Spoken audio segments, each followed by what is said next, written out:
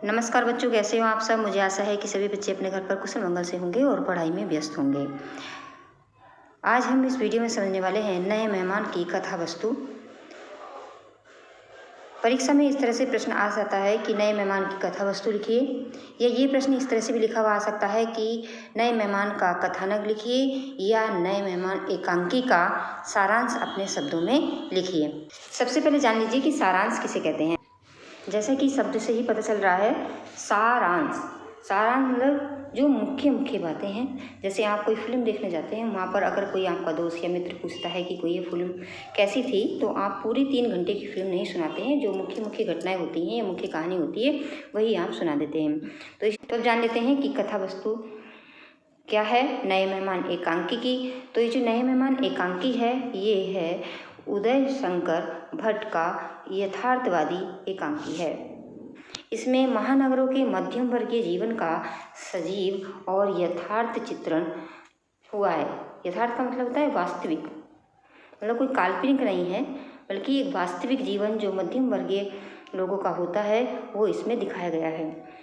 जैसा कि सभी जानते हैं कि बड़े बड़े नगरों में आवास की समस्याएं बहुत अधिक बढ़ रही हैं। यहाँ तक कि जीवन की सामान्य सुविधाएं भी आसानी से उपलब्ध नहीं हो पाती। मेहमानों के आ जाने पर ये समस्याएं कितनी अधिक बढ़ जाती हैं, इस तथ्य का रोचक और विनोदपूर्ण चित्रण प्रस्तुत इस एकांकी में हुआ है। इस एकांकी का सारांश इस प्रकार है। एकांकी का सारांश लिखने के लिए सबसे पहला आप हेडिंग डालेंगे, नायक विश्वनाथ की आवास समस्या। यानी नायक विश्वनाथ की जो घर की समस्या है कि उनका जो घर है वो बहुत छोटा है। छोटे घर में जब मेहमान आ जाते हैं तो बहुत बड़ी समस्या हो जाती है, वो भी गर्मी के दिन में तो और भी ज़्यादा बढ़ जाती है। एकांकी का मुख्य पात्र है विश्वनाथ, मतलब जो मेन पात्र है वो है विश्वनाथ। वह एक बड़े नगर की घनी बस्ती में रहता है। उसका मकान बहुत छोटा है। उसी में वह अपनी पत्नी और बच्चों के साथ जीवन व्यतीत कर रहा है। गर्मी का दिन है, उसका छोटा बच्चा बीमार है और पत्नी का गर्मी के कारण बुरा हाल है। मकान की छत बहुत छोटी है, उस पर चारपाई बिछाने का भी स्थान नहीं है।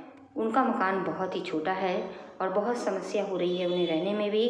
जो उनकी पत्नी है वो अक्सर गर्मी के कारण उसका बुरा हाल रहता है और मकान की छत भी बहुत छोटी है, उस पर चारपाई बिछाने का भी स्थान नहीं है। जो उनकी पड़ोसिन है बहुत ही कठोर स्वभाव की हैं, वह अपनी खाली छत का प्रयोग नहीं करने देती। इसी कारण विश्वनाथ जो है बहुत ही दुखी है। दूसरा हेडिंग डालेंगे, मेहमानों का आगमन। यहाँ से इनके परिवार में समस्या उत्पन्न होती है। जब मेहमान आ जाते हैं, छोटा घर है, गर्मी का माहौल है और मेहमानों का आगमन हो जाता है। अब क्या परेशानियाँ होती हैं, कहानी जो एकांकी है वो आगे बढ़ती है। जैसे कि वे दोनों सोने की तैयारी करते हैं, वैसे ही बाहर से कोई दरवाज़ा खटखटाता है। विश्वनाथ दरवाज़ा खोलता है। 2 अपरिचित व्यक्ति, यानी अपरिचित का मतलब होता है जिसको वो जानते नहीं थे पहले से ही, बिस्तर और संदूक के साथ अंदर प्रवेश करते हैं। उनके नाम बाबूलाल और नन्हेमल है। वे बेशर्मी से घर में जम जाते हैं और विश्वनाथ से बर्फ़ के ठंडे पानी की मांग करते हैं। विश्वनाथ उनका पता पूछता है तो वे दोनों बातों में उड़ा देते हैं। विश्वनाथ संकोच के कारण कुछ नहीं कह पाता और उनकी जो पत्नी है वो खाना बनाने के लिए तैयार नहीं होती।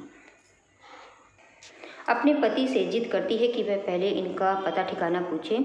जब विश्वनाथ साफ साफ पूछता है तो पता चलता है कि वे भूल से उसके घर आ गए हैं। वास्तव में उनके पड़ोस के कबीराज रामलाल के घर जाना था और वे भूल से कवि विश्वनाथ के घर आ गए थे। इस पर विश्वनाथ के बच्चे उन्हें सही स्थान पर पहुंचाकर आते हैं। अब यहाँ पर अगला जो हेडिंग डालना है आपको, रेवती के भाई का आगमन। यहाँ पर एकांकी का अंत है और इसमें जो रेवती हैं उनका भाई आ जाता है। मेहमान चले जाते हैं, जहाँ उनको जाना था वहाँ चले जाते हैं और इस समय रेवती का भाई आ जाता है। अभी मेहमानों के आने पर उसको बहुत ही गर्मी भी लग रही थी, सर में दर्द भी हो रहा था। अब देखिए उसका व्यवहार उसके भाई के आने पर कैसे बदल जाता है। जैसे ही पति पत्नी इन दोनों से मुक्त होते हैं, वैसे ही रेवती का भाई आ जाता है। अपने भाई के आगमन से रेवती अत्यंत प्रसन्न होती है। उसे इस बात का दुख है कि उसका भाई भी उनका मकान ढूंढता रहा और बहुत देर बाद सही स्थान पर पहुंचा है। वह भाई के बार बार मना करने पर भी खाना बनाती है और बच्चों को बर्फ और मिठाई लाने के लिए भेजती है। विश्वनाथ मुस्कुराकर व्यंग से कहते हैं, मतलब व्यंग में कहते हैं कि कहो अब, मतलब कहो अब का मतलब है कि अब बताओ। अब तो अभी थोड़ी देर पहले आपको गर्मी लग रही थी, सर में दर्द हो रहा था, अब क्या करें।